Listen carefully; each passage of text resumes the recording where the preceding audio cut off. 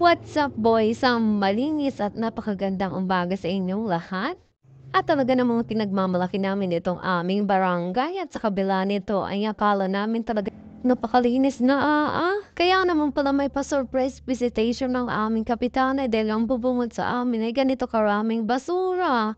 Ay may konting linis talaga. At dahil nga sa sobrang kalat ay hindi na namin maiwasan na magkaroon ng briefing para sa mga tao rito.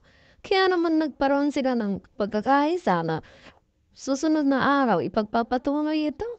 At kailangan talaga ng maraming tao, maraming sako dahil hindi naman pwedeng sunugin.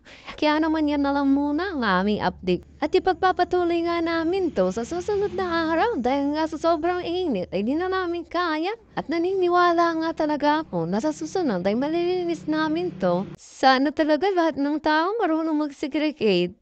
Nice! See you next vlog, buyers!